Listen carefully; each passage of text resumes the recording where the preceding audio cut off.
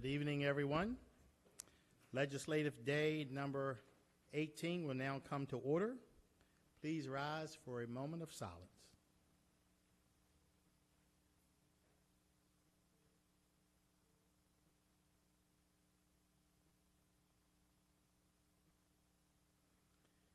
Thank you very much. I'll now call upon Councilwoman Bevins to lead us in the Pledge of Allegiance.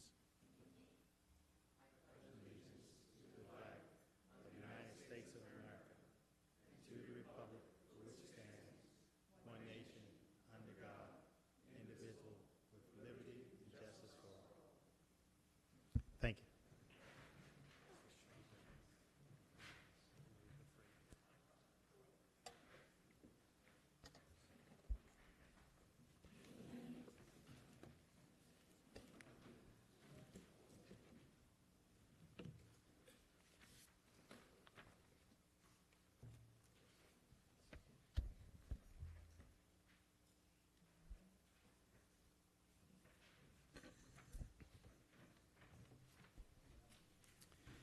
Is there a motion to approve the journal for the meeting of October the 15th? So moved. Second. Been moved and seconded. All in favor? Aye. Aye. All in favor? Aye. Aye. Ayes have it. The journal is approved. Enrollment of bills. Bill 71-18, 73-18, 74-18, and 75-18 were passed by the council, signed by the executive, and hereby enrolled. Bill 76-18, returned unsigned by the county executive, is also enrolled. There are no bills for introduction this evening. The council will now consider all bills for final reading and vote. Mr. Secretary, the first bill, please. Bill 77-18, Administrative Procedure, Retirement Matters, Beneficiaries. Thank you, Mr. Dorsey.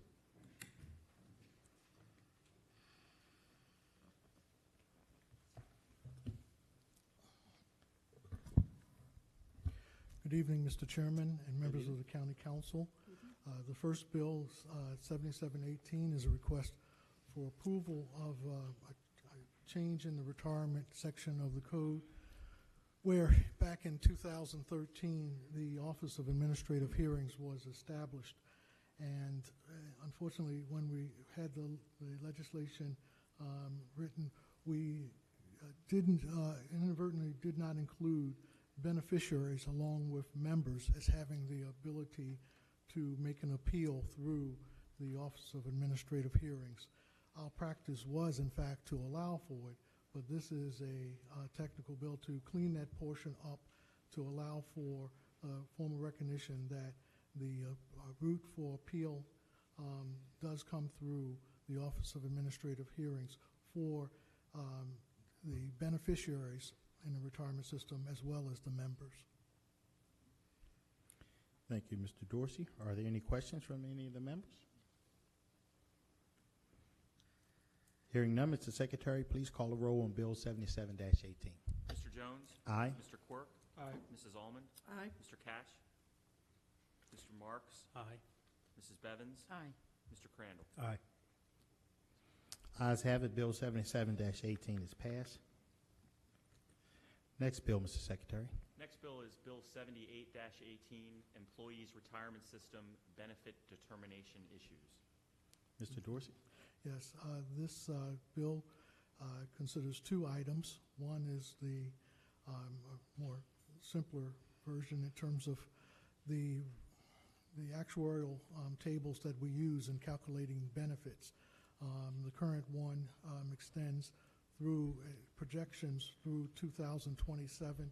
It's been the recommendation of our actuary and new standards that have been presented by the Society of Actuaries. It would indicate that we should extend the table through to 2032. That was also approved by the Board of Trustees. And so one of the elements of this bill would be, as I said, to formally adopt RP 2000 table with projections through to 2032. The second component of it deals with the 911 staff retirement. In terms of what was negotiated back in 2015 with a implementation date of essentially June 30th, 2018, was to change the calculation for unused sick time by those individuals, changing it from the current 22 days equals 1 month of service to 16 days equals 1 month of service. And that was the proposed change, and was approved in terms of the negotiations, and so that's what we're presenting in terms of this particular bill, those two components, changing the actuarial table as well as changing the calculation for the retirement for sick leave for those 911 employees. That came as part of the negotiation as we were making changes into making it a 12-hour workday. And so that was all part of that negotiation. Thank you, Mr. Dorsey. Are there any questions by any of the members? Hearing none, Mr. Secretary, please call the roll on Bill 78-18.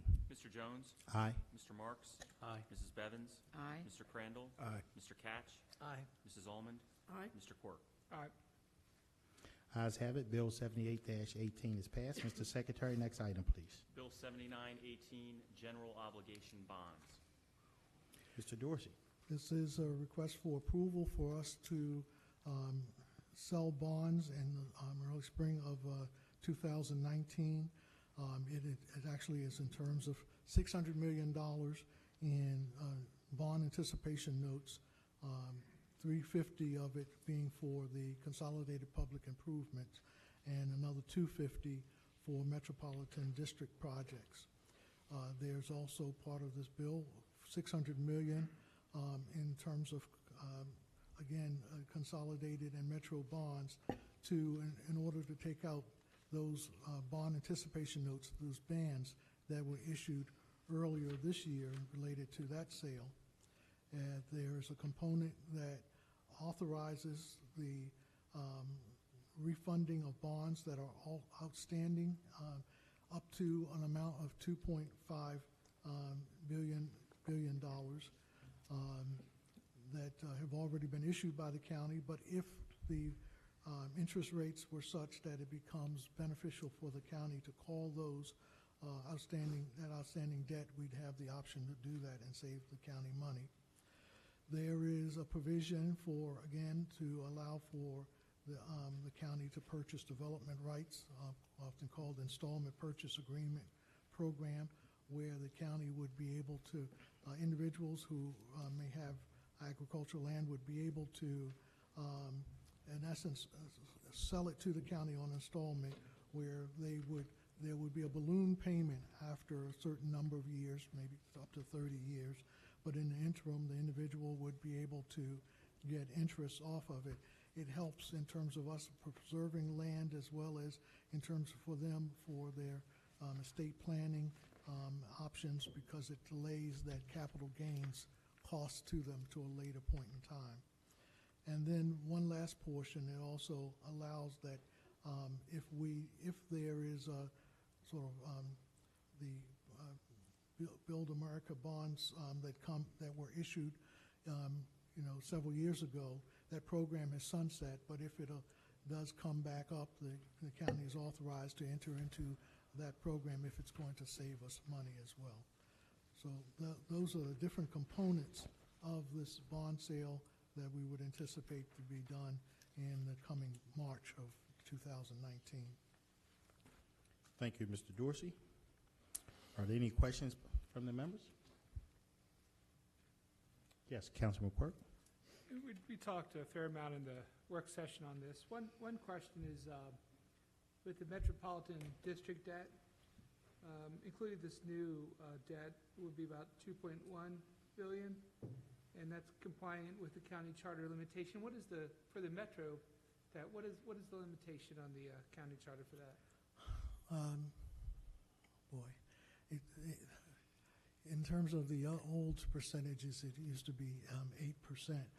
It slips my mind, Councilman, in terms of being able to say that exactly. I could Yeah, easily find it. maybe later, if you could Yeah, just, I'm yeah. just more curious to see what the county charter, I mean, we know what the limitation is on the other debt, but on the Mhm. metro, I was just curious on that one. And I note that the outstanding balance of the county GO debt totals about 2.7 billion, which of course is in our overall legal limitation, which is Correct. 4%. Correct. But then from a spending affordability standpoint, we'll have to take a look at it and work through that. Yes, sir. And then you said maybe as we were talking about in the work session, you said we'll probably get the Prague report in another maybe week or a couple weeks. We'll have that as Yes, well. yes. And, okay. Thank you. Thank you. Any additional questions by any of the members? Hearing none, Mr. Secretary, please call the roll on Bill 79-18. Mr. Jones? Aye. Mr. Quirk? Aye. Mrs. Almond? Aye. Mr. Catch? Aye. Mr. Crandall? Aye. Mrs. Bevins? Aye. Mr. Marks? Aye. Ayes have it, Bill 79-18 is approved. Thank you. Mr. Secretary, next item, please. Bill 80-18, residential permit parking. Mr. Marks? Thank you very much. Mr. Chairman, under current law, a residential parking permit is available only to a motor vehicle owner or operator who resides in the residential parking area. Bill 80-18 proposes to amend the law to allow a vehicle owner that is used by an assisted living facility located in a residential permit parking area to apply for a permit for that area if the vehicle is used to transport residents of this facility. I'd like to offer an amendment to this that says that such a process only occur with the discretion of the Director of Public Works. Are there any questions or comments from any of the members? Is there a motion to approve the amendment to Bill 80-18? I'll move it. I'll second it. It's been moved and seconded. Mr. Secretary, please call the roll on the amendments to Bill 80-18. Mr. Jones? Aye. Mr. Marks? Aye. Mrs. Bevins? No. Mr. Crandall? Aye. Mr. Catch? Aye. Mrs. Almond? Aye. Mr. Quirk? Aye. Ayes have it, the amendment is passed. Is there a motion to approve Bill 80-18 as amended? So moved. Second. It's been moved and seconded. Mr. Secretary, please call the roll on Bill 80-18 as amended. Mr. Jones? Aye. Mr. Marks? Aye. Mr. Quirk? Aye. Mrs. Bevins? No. Mr. Catch? Aye. Mrs. Almond? Aye. Mr. Crandall? Aye. Ayes have it. Bill 80-18 as amended is passed. Mr. Secretary, next item, please. Bill 82-18 is sponsored by council members Jones and Quirk. Parking. Real quickly, and then I'll pass it over to Councilman Quirk if you want to speak on it. Basically, this bill attempts to deal with the problem of people parking tractor trailers and commercial vehicles in private parking lots. Initially, we passed a bill probably last year that raised the fine from $50 to $250 to start when people park these vehicles in residential neighborhoods. But there was a small crack in the law in terms of when they park these vehicles in private property against the will of the owners, the police could only give them a ticket of $50. So we're raising that up to $250 to be consistent with what we wanted to do last year. Councilman Quirk? Yeah, I just want to thank the chairman for his leadership on Bill 82-18 with certainty. Like when we did the first bill, this is an issue all around the county. Where do these big rigs park their tractor trailers, sometimes in communities and residences, and it's a huge, huge problem. So I just ask the council members for the support. It's something that we get deluged with constituents having these issues, so I do appreciate your help on this. Thank you. Are there any questions or comments from any of the members? Hearing none, Mr. Secretary, please call the roll on Bill 79-18. 82-18. 82. Oh, I'm sorry, 82-18. Mr. Jones? Aye. Mr. Quirk? Aye. Mr. Crandall? Aye. Mrs. Bevins? Aye. Mr. Marks? Aye. Mrs. Almond? Aye. Mr. Catch? Aye. Ayes have it. Bill 82-18 is passed. Mr. Secretary, next item, please. Next item is fiscal matters contracts, Mr. Chair. Okay. The council will now consider all fiscal matters. Extensive testimony was taken at the council's work session on October the 30th. The witnesses who testified at the work session are available to restate their testimony if needed. If a council member have any questions regarding a particular fiscal matter, that item will be discussed as a separate matter. I'll now call upon the secretary to read the cover letter for fiscal matters 1 through 11. Fiscal matter 1 is a contract with Centennial Protection Group, LLC. Fiscal matter 2 is 2 contracts for snow removal and de-icing services. Fiscal 3 is a contract with Total Contracting Incorporated. Fiscal matter 4 is a contract with JB Contracting Incorporated. Fiscal matter 5 is an amendment to a contract with Lorenz Incorporated. Excuse me. Fiscal matter 6 is a contract with M&E Sales Incorporated. Fiscal matter 7 is a contract with Hayes Construction Company. Fiscal matter 8 is a contract with Siemens Industry Incorporated. Fiscal matter 9 is a contract of sale with Windlass Woods LLC. Fiscal matter 10 is a contract of sale with MCBH Parkway Crossing LLC. And fiscal matter 11 is a contract of sale with Michael and Dorothy Ruff. Thank you. Are there any objections to dealing with fiscal matters 1 through 11? Hearing none. Mr. Secretary, please call the roll on, is there a motion to approve fiscal matters 1 through 11? I move it. Second. It's been moved and seconded. Mr. Secretary, please call the roll on fiscal matters 1 through 11. Mr. Jones? Aye. Mr. Quirk? Aye. Mrs. Almond? Aye. Mr. Catch? Aye. Mrs. Evans? Aye. Mr. Marks? Aye. Mr. Crandall? Aye. Ayes have it. Fiscal matters 1 through 11 are approved. We'll now consider all miscellaneous business. Mr. Secretary, first item, please. Mr. Chair, whenever a contract over $25,000 is awarded by a process other than through a formal competitive bid, a copy of the contract must be given to the county council. And at the next legislative session following the award, the secretary shall formally announce to the council the nature of the contract and the parties to the contract. There are several such contracts, Mr. Chair, 4, I believe. The first is a contract with Baltimore Gas and Electric Company doing business as BGE in the amount of $279,487. Next is with Rupert Landscape Incorporated in the amount of $178,797.86. The third is with Kaiser Compressors Incorporated in the amount of $122,000. And the fourth is with Kronos Incorporated in the total amount of $750,000.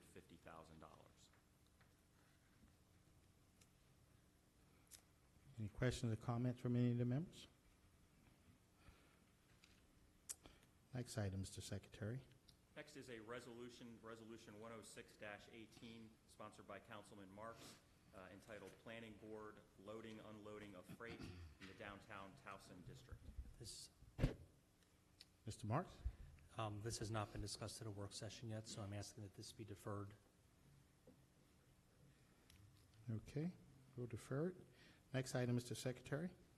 Next is Resolution 107-18, also sponsored by Councilman Marks, Planned Unit Development Amendment, Bosley Estates. Councilman Marks? Thank you very much. There was a lot of discussion at the work session about the infrastructure requirements associated with this planned unit development, Bosley Estates proposal. I'm very pleased that I think we've worked out a good compromise between the developer and the Department of Public Works. And if I could, Mr. Walsh, could you verify that you're fine with the amendment as presented? Yes, sir. Yeah, so I'm happy we're able to do this. It's a good amendment that I think addresses a lot of the concerns from the community, but also recognizes that the county, the developer has an obligation to make many of these improvements. Thank you. Are there any questions or comments? Chairman Jones, I'd just like to thank Councilman Marks and Steve Walsh and the developers and the community and really trying to come together to find a compromise and make sure that this is ultimately a good, fair deal for everyone. So Thank you. I appreciate all parties really coming together on this one to figure out something that could move it forward. Thank you. Is there a motion to approve the amendments to Bill 107-18? So moved. Second. It's been moved and seconded. Before you vote, I believe Mr. Petticord has the particulars of the amendment. Okay. So we'll vote on the amendment first. Yeah, just briefly, Mr. Chairman and members. Sure. There's an amendment in your books that Mr. Marks has sponsored. He mentioned it briefly. This places additional requirements on the developer with regard to the road and storm drain improvements for this particular project. In brief, there are 3 roads, Florida Road, Dixie Drive, and Georgia Court, which surround this development. With respect to each of those 3 roads, the developer agrees to, although there are no road improvements required, to upgrade the sidewalks along the development side of the road to comply with ADA requirements, and to set aside a 25-foot right-of-way from the center line of the existing paving. But that's with respect to all 3 of those roads. And finally, the developer agrees to pay $100,000 toward future storm drain improvements for this project. Any questions? Hearing none, Mr. Secretary, is there a motion to approve the amendments to So moved. Resolution 107-8? So moved. Second. It's been moved and seconded. Mr. Secretary, please call the roll on the amendments to Resolution 107-18. Mr. Jones? Aye. Mr. Marks? Aye. Mr. Quirk? Aye. Mrs. Almond? Aye. Mr. Catch? Aye. Mr. Crandall? Aye. Mrs. Bevins? Aye. Ayes have it. The amendments to Resolution 107-18 has passed. Is there? Oh, go ahead, Councilman. Thank you. I'm not going to read the whole letter. I just want to read a couple sentences from this letter from the Southland Hills Improvement Association. The Southland Hills Improvement Association, along with the overwhelming majority of Southland Hills homeowners, continues to strongly support the Bosley Estates PUD and Resolution 107-18. We are at the end of a long and delicate process with this property and do not want this PUD to fail. The small contingent who testified at the October 30th work session in no way represent the opinions of the majority of the neighborhood. Since this property went up for sale, the SHIA board has worked tirelessly to preserve the historic Bosley Mansion and the residential character of our neighborhood, as well as limit the impact on surrounding street. The Bosley Estates developers have been extremely responsible to the board and to the neighborhood's comments and concerns. The proposed Bosley Estates project meets our goals as well as enhances our property values. Thank you. Any questions or comments before we take a vote? So the amendment is passed. Is there a motion to approve Resolution 107-18 So as moved. amended? So moved. Second. It's been moved and seconded. Mr. Secretary, please call the roll on Resolution 107-18. Mr. Jones? Aye. Mr. Marks? Aye. Mr. Catch? Aye. Mrs. Bevins? Aye. Mrs. Almond? Aye. Mr. Quirk? Aye. Mr. Crandall? Aye. Ayes have it. Resolution 107-18 as amended is passed. Mr. Secretary, next item, please. Next item is Resolution 110-18, sponsored by Council Members Bevins, Marks, and Crandall, entitled White Marsh Mall Mandatory Parental Guidance Policy. Councilwoman Bevins? Yes, thank you, Mr. Chair. Sure. Again, this was just a resolution. It's not a bill. I have been receiving many complaints over the last few years about the mall and a lot of youth, teenagers at the mall, people feeling unsafe. And then we had the incident in August where a police officer was assaulted and there was a big fight which included over 50 people under the age of 16 and under, and I think there were 9 arrests made that day. We just want them to consider the same thing that Hunt Valley Mall has, Towsontown Mall, the Avenue at White Marsh. We want people to have a pleasant shopping experience, dining experience.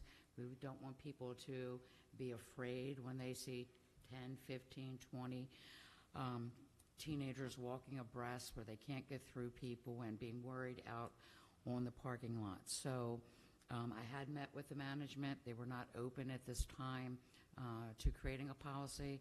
I still don't understand that because it's the same owners of the Towsontown Mall. So if they're doing it at Towsontown, I can't understand why they would not want to do it at White Marsh.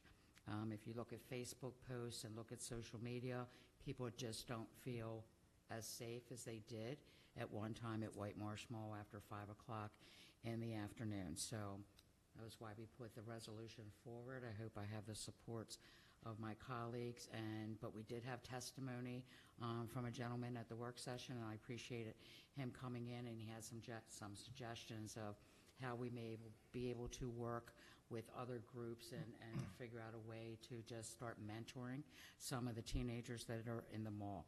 We have tons of activities with Parks and Recs and our faith-based organizations. There are many activities for children under 16 that can be involved within their school, outside of their school, organized sports. They don't have to be just at the mall wreaking havoc. So maybe we can all work together and come up with a solution for the mall.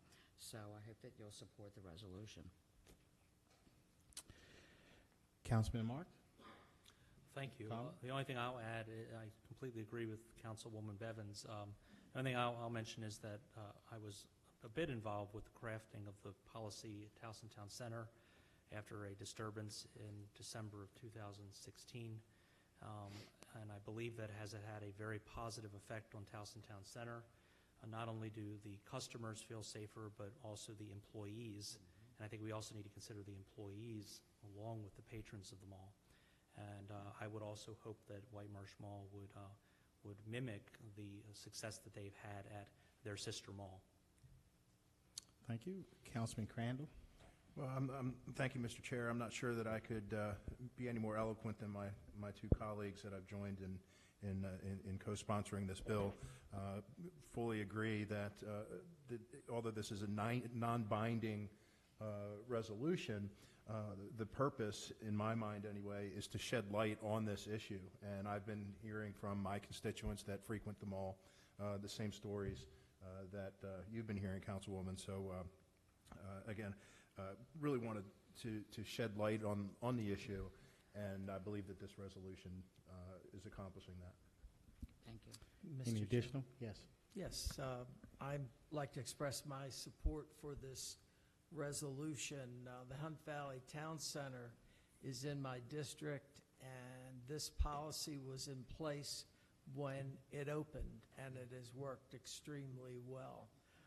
In regard to Towson Town Mall, I can remember my wife and I there on a Saturday night prior to this policy going into effect. I could not believe what I saw, hordes of young people just roaming around the mall. And so I decided that the day that the policy was going to change, that I would go there to see how it worked. And at 5 o'clock, they all left. And it worked fine. And when you go there now after 5 o'clock, it is safe. It is safe. And I think that this policy you're recommending for White Marsh is going to benefit the mall, the merchants, and the community. I believe so. Any additional comments? I will just add my 2 cents. My heart goes out to the kids, because when I see bills like this and I see what happens at the mall, I feel like this is somewhat of a symptom. And the symptom is, or the cause is, we don't have enough things for our kids to do. Even though, as Councilwoman Bevins said, we have all the rec councils, we have all those things, but to be quite frank, a lot of those things are organized. You have to sign up, you have to be engaged, but we need to have some places for our kids to go when they just want to hang out and meet and greet other kids, and not, sign up for long term. But this is clearly up to the shopping center owners. This is a non-binding resolution. I certainly appreciate all my colleagues for, especially Councilwoman Bevins and Marks and Crandall, for bringing this issue to the forefront. I guess hope we take this and move forward and recognize that we need to find some place for our kids to go. Because at the end of the day, groups of kids, unless they're misbehaving, is not a problem. We see them every day in schools. But on that note, if there's any more comments, All right, I guess we can, is there a motion to approve Resolution 110-18? So moved. Second. It's been moved and seconded. Mr. Secretary, please call the roll on Resolution 110-18. Mr. Jones? Aye. Mrs. Bevins? Aye. Mr. Marks? Aye. Mr. Crandall? Aye. Mr. Catch? Aye. Mr. Quirk? Aye. Mrs. Allman? Aye. Ayes have it, Resolution 110-18 is passed. Mr. Secretary, next item, please. Resolution 111-18 is sponsored by Councilwoman Allman. This is a resolution to authorize the refund of property taxes paid by Michelle Boyd, who is a disabled veteran and entitled to a refund under state law. It is my honor and privilege to move Resolution 111-18. Second. It's been moved and seconded. Mr. Secretary, please call the roll on Resolution 111-18. Mr. Jones? Aye. Mrs. Allman? Aye. Mr. Quirk? Aye. Mr. Catch? Aye. Mr. Marks? Aye. Mrs. Bevins? Aye. Mr. Crandall? Aye. Ayes have it, Resolution 111-18 is passed. Mr. Secretary, next item, please. Resolution 112-18, entitled Adoption of Debt Policy. This is for introduction only this evening. Thank you, Mr. Secretary. Next item, please. Resolution 113-18, entitled Adoption Baltimore County 10-Year Solid Waste Plan, also for introduction only this evening. Thank you, Mr. Secretary. Next item, please. Resolution 114-18, sponsored by Councilman Marks, entitled Amendments Towson Commercial Revitalization District, also for introduction only this evening. Thank you, Mr. Secretary. And now I'm going to take a point of privilege. I just want to apologize. I meant to do this earlier, but in my haste, I did not. I would ask everyone to just indulge me as we have another moment of silence for their horrific shooting in Squirrel Hill, and a moment of silence for the victims of that heinous act, please.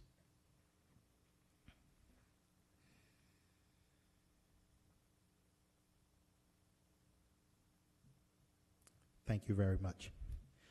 Mr. Secretary, is there any further business to come before the council? There is no further business. Mr. Chairman. Yes, I except- apologize. If- Councilman Quirk? Yeah, if I could also take a moment of a personal privilege. Obviously, early voting, at least my experience, went really well. Oh, yeah, oh, yeah. I got in, I got out within 10 minutes, and then went to the Arbutus Ice Cream Cottage to celebrate.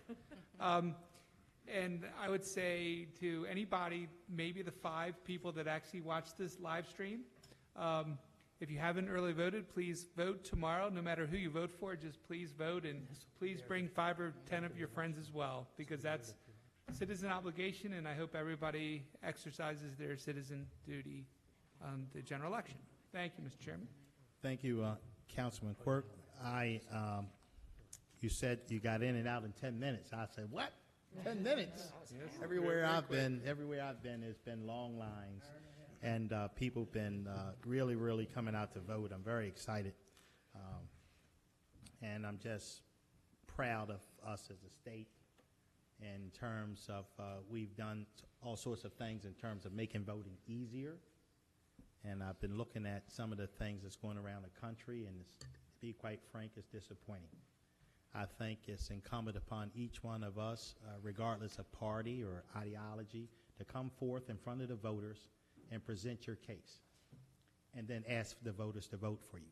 But I think we've gone down a very, very, very, very, very terrible place when we put things in place to stop people from voting. That's a bridge too far for me.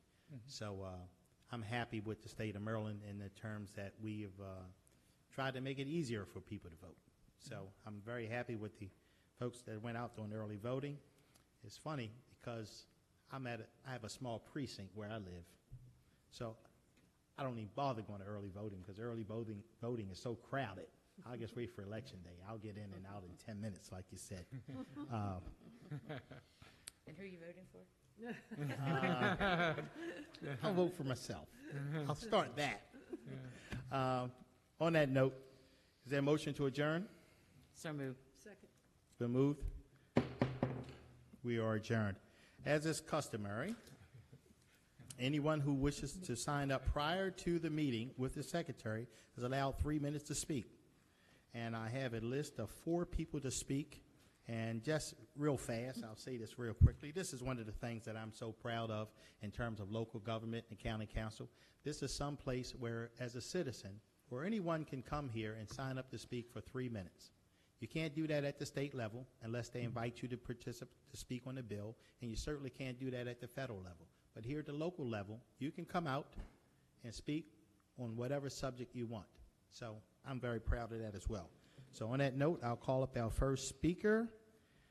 I am really tempted to say Dee D'Amica D. Silver. All right, thank you.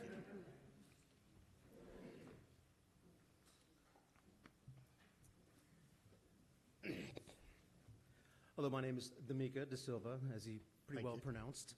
I'm a resident of Spring Lake community between East Padonia Road and Hartfeld and Cranbrook Road.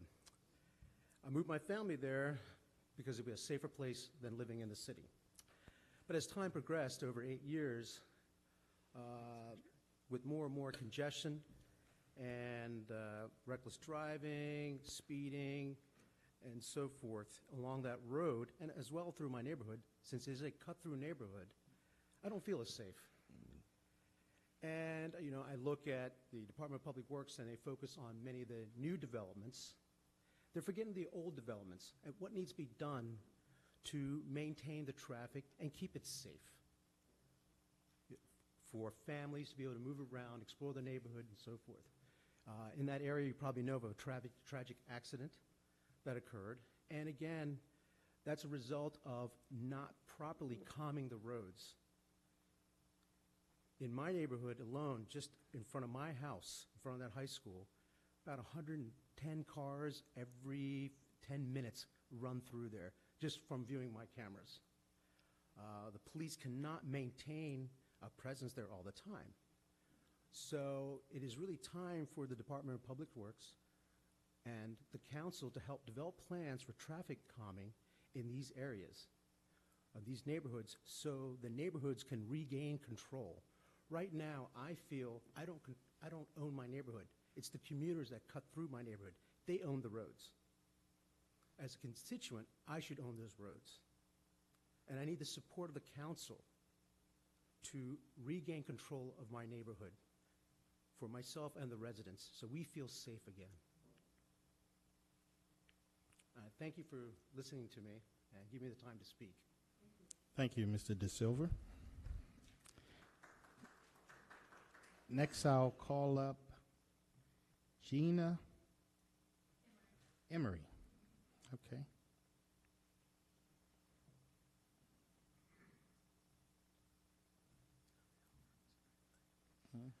Except for this one. Except for that. Good evening to all of you, and thank you for giving the time to hear us. I have many concerns about the Spring Lake community as well. I have been a resident for 27 years there. In 1991, my parents bought a beautiful home in Spring Lake on Girdwood Road. At that time, I had just finished high school and was working and going to college. Safety of our neighborhood wasn't a concern for me at that time.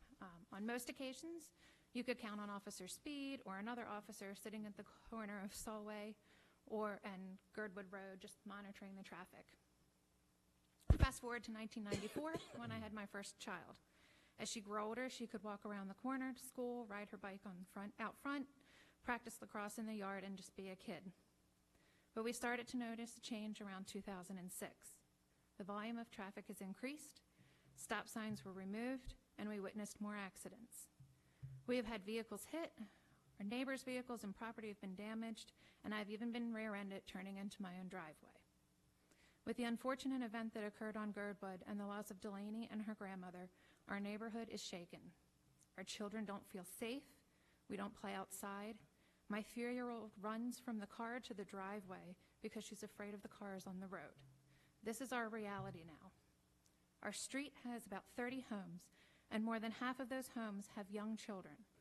Children that go for walks with their parents, ride their bikes out front, or used to play catch out front with mom or dad. Now, you don't see the kids. Not only are we as parents concerned about the safety of Girdwood and Spring Lake community, but concerned that our kids can't even be kids and just have fun. They are afraid to walk to school or walk to a friend's house just a few doors up. This past Halloween, I was more concerned. Girdwood is a really busy street. Now add cars parking on both sides and hundreds of children running down the street, crossing in the dark, and the traffic that cuts through our little residential road. I sat on my porch handing out candy and worried every time a car came down the street, worried that a child wouldn't stop to think before crossing or look both ways or just run out to keep up with their friends.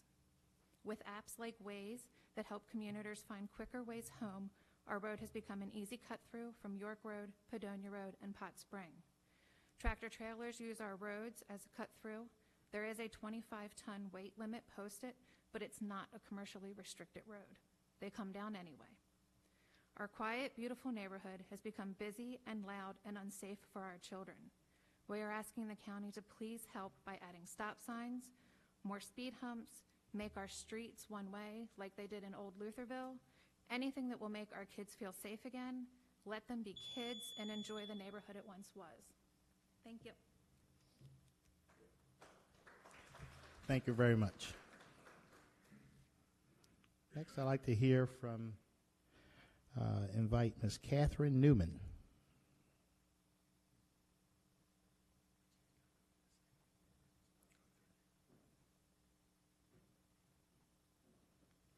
Thank you for your time. I know you cannot likely see what I have up here, but I'm going to do my best. This is an inside joke. Is it going to be dogs barking? Well, I hope not. And I will try and put...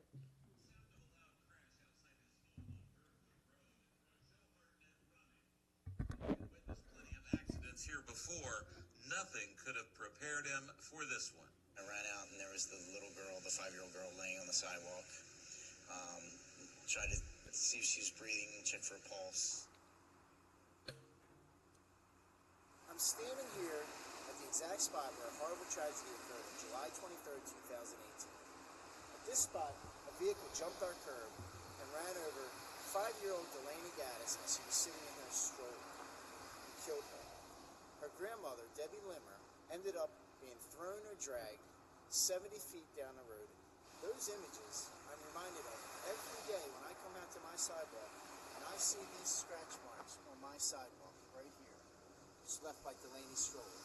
This is the reality that has become living on Brookwood Road, and this was not an isolated incident.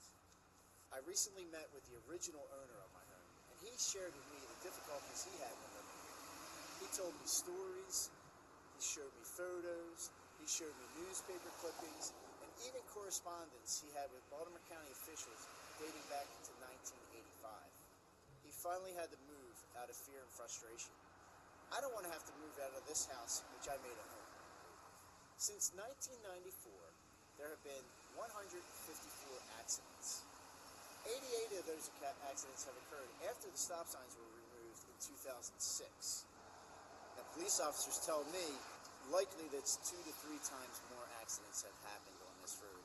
They're just not all reported. In recent years, the volume of traffic has just exploded on this road. Earlier this year, Baltimore County Police put a speed tracker on the corner of Traherne and Girdwood. From August 2nd to August 10th, 26,334 cars have traveled down Girdwood Road just one way. And that's not the school being in session. That's an extremely high volume of cars going through a residential road.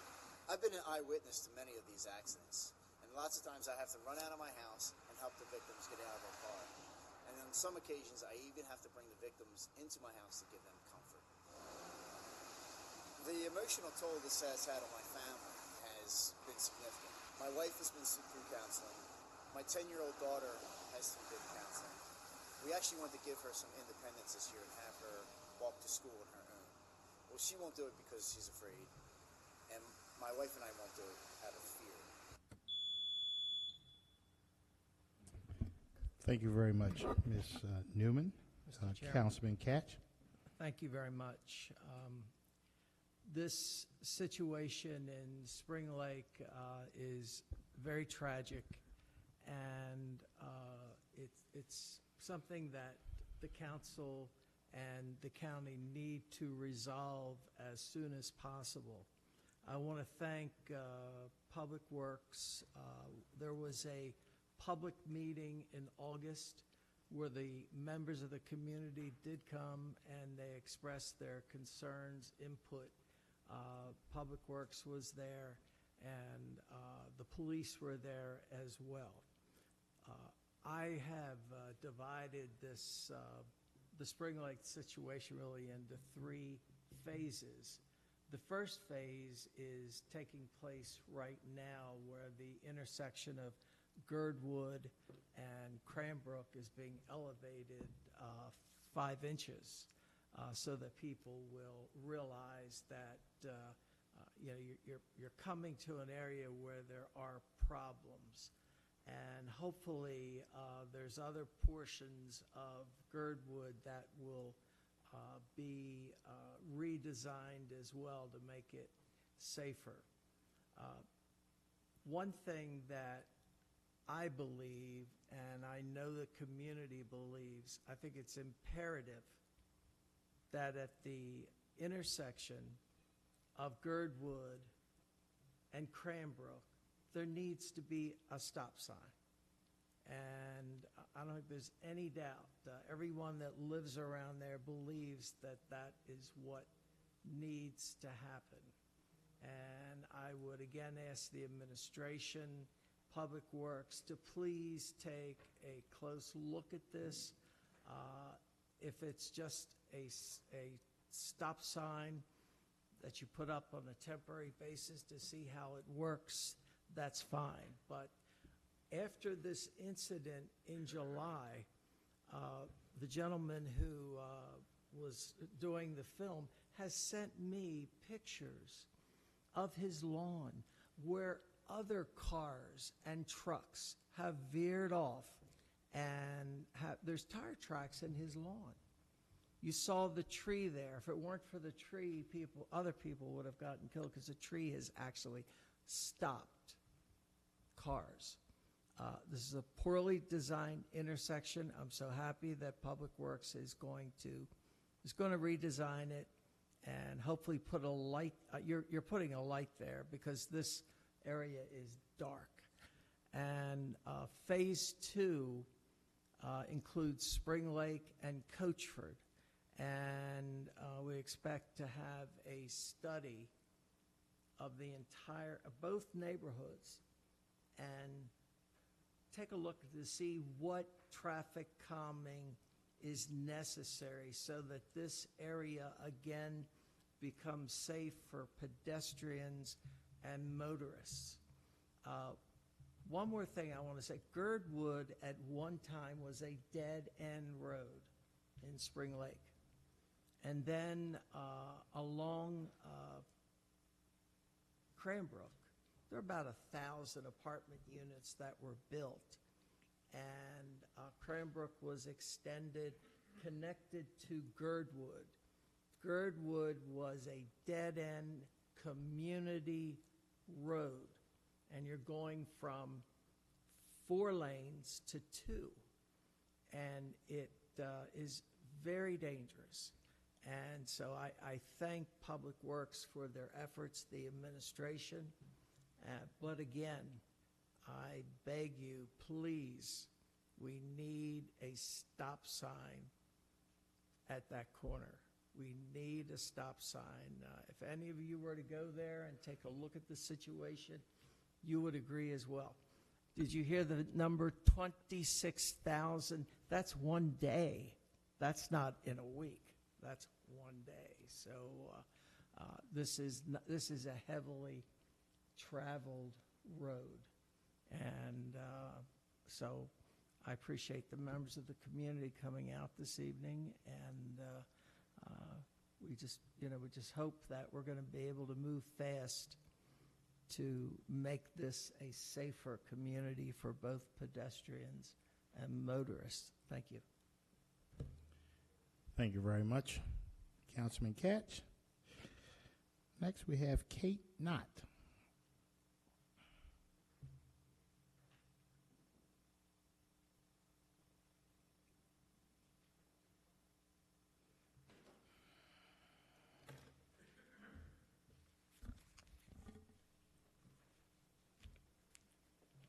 Good evening. I am the Vice President of Southland Hills Improvement Association, and I just want to say thank you all.